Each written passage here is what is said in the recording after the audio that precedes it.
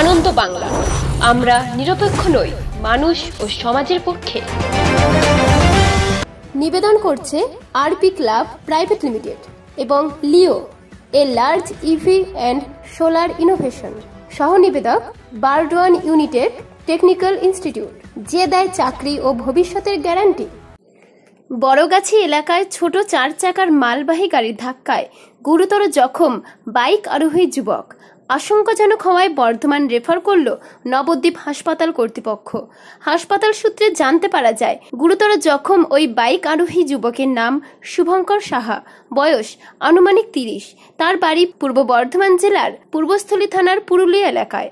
স্থানীয় সূত্রে জানতে পারা যায়, শনিবার সকাল প্রায় 10:15 নাগাদ পূর্বস্থলী থানার অন্তর্গত বড়গাছি এলাকায় এসটিটিকে রোডে কালনাগামী একটি ছোট মালবাহী 4 চাকা গাড়ির হঠাৎ সামনের টায়ার ফেটে যাওয়ায় নিয়ন্ত্রণ হারিয়ে উল্টো দিক থেকে আসা ওই বাইক আরোহী যুবককে ধাক্কা মেরে রাস্তার পাশে একটি কাঁচা ঘরে ঢুকে যায়। আরে গাড়িটা এখান দিয়ে আসছিল, আস্তে আস্তে ছোট বাচ্চা আসছিল, আসার সঙ্গে সঙ্গে বাজারে ডান ধারের চাকাটা বাস্ট হয়ে যায়। বাস্ট হওয়ার সময় যাচ্ছিল মোটরসাইকেলওয়ালাকে ধাক্কা মেরেছে, একবার এসে কারেন্টের পিলারে ধাক্কা।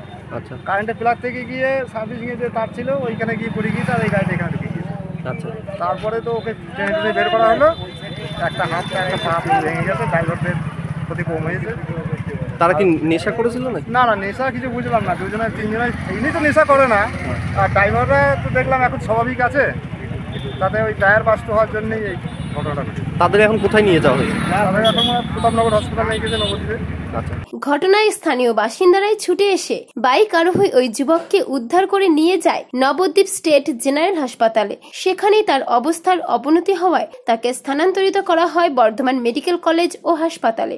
হয়েছিল, আমি তো এইখানে ওই গাড়িতে ধাক্কা লেগে আমরা মাঠে কলা কাটছিলাম তখন গাড়িটা এসেছিল। হ্যাঁ, তখন গাড়িতে এসে ঘরের ভিতরে ঢুকে গেল ধাক্কা মেরে। গাড়ির স্পিড কেমন ছিল? ও 80 কিলোমিটার। আচ্ছা, খুব স্পিড ছিল। হ্যাঁ, খুব সোজা এসে আপনাদের? হ্যাঁ, সোজা এসে। আর মোটরসাইকেলটা কি হয়েছে? মোটরসাইকেলটা ওই সাইড থেকে এসে ওর গায়ে লাগিয়ে দিল, ওইদিকে যাচ্ছিল।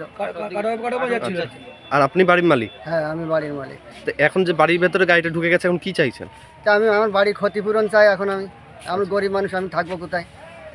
যে আহত সে এখন কোথায়? সে এখন হাসপাতালে, তাকে নিয়ে গেছে। হ্যাঁ। পূর্ব বর্ধমান থেকে দেবাশিস ঘোষের রিপোর্ট, আনন্দ বাংলা।